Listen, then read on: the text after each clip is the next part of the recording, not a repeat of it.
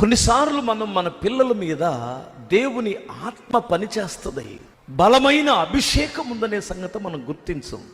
వారిని ఆ దృష్టితో చూడగలిగితే నీ పిల్లలను గొప్పగా దేవుడు ఆశీర్వదిస్తాను, నా ఆత్మను నీ సంతతి మీద ఉంచుతానంటాడు.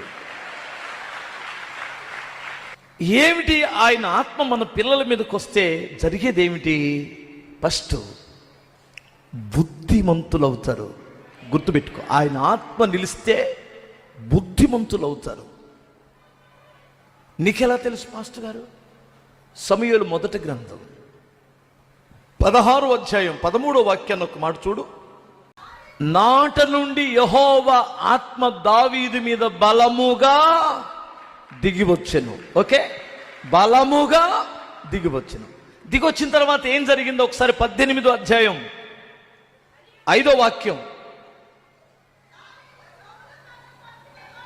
దావీదు సౌలు తాను పంపిన ప్రతి చోట నెల్లకు వెళ్ళి సుబుద్ధి కలిగి పని చేసుకొని సుబుద్ధి కలిగి ప్రవర్తించుచుండెను. కొట్ట చప్పట్లు ఒకసారి. ప్రియులారా, మీరు గమనించాలి, గమనించాలి, గమనించాలి. నా సంతతి మీద దేవుని ఆత్మ ఉంటే ఏంటండి ఒరిగేది అంటున్నావు నువ్వు అనుకుంటున్నావు. నాట నుండి అతడు బలమైన అభిషేకము పొందెను. అభిషేకము పొందిన తర్వాత అతడు వెళ్ళిన ప్రతి చోట కూడా, అడుగుపెట్టిన ప్రతి చోటులో కూడా సుబుద్ధి కలిగి ప్రవర్తించుచుండెను.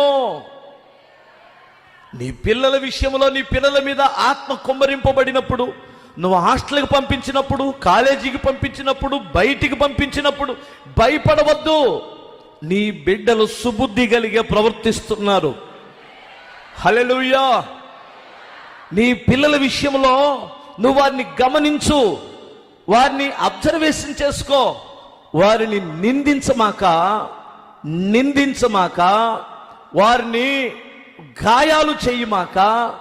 ఏదైనా వస్తే సలహాలు ఇవ్వండి. అనుమానంతో పాడు చేయకండి. అర్థమవుతుందా? వారిని గాయపరిచే పనులు చేయకండి. నేను అలా అంటే తల్లిదండ్రులు అబ్జర్వేషన్ చేయొద్దని కాదు నేను అనేది. ఒక వాచ్మెన్ అక్కడ ఏ వస్తువు ఉందో, ఏ వస్తువు లేదో, ఎవరు వస్తున్నారో, ఎవరు పోతున్నారో అతను ఖచ్చితంగా అన్ని నమోదు చేసుకోవాలి, రాసుకోవాలి. తప్పు లేదు. ఒక పాస్టర్, ఒక కాపర్ అయితే ఇక్కడ ఏ వస్తువు ఉంది, ఎవరు చర్చికి వస్తున్నారు, ఎవరు ఆగిపోతున్నా అబ్జర్వేషన్ చేసుకోవాలి. ఎవరెలా సంఘము ప్రవర్తిస్తుందో అబ్జర్వేషన్ చేయాలి. తప్పు లేదు. ఒక తల్లి తండ్రి కూడా మీరు ఒక కాపర్ లాంటి వారే, అబ్జర్వేషన్ చేయొద్దని నేను చెప్పను. నేను అనేది ఏమిటంటే, అతి అనుమానం పిల్లల మీద ఉంచొద్దు. వారిని హృదయాలు గాయాలు పాలు చేయొద్దు. వారి మీద దేవుని ఆత్మ నిలిచి ఉన్నాడని నమ్ము. స్తోత్రం చెప్పాలి. వెళ్ళే ప్రతి చోట నీ పిల్లలు సుబుద్ధి కలిగి ప్రవర్తించాలి. దేవుని ఆత్మ వారి మీద నిలుచునుగాక.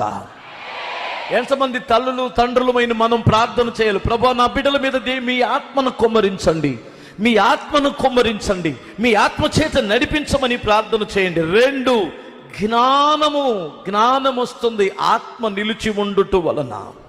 వారి మీద ఆత్మ ఎప్పుడైతే, పరిశుద్ధాత్ముడు ఎప్పుడైతే వారి మీద నిలిచి ఉంటాడో మహాజ్ఞానులుగా ఉంటారని బైబిల్ చెబుతుంది.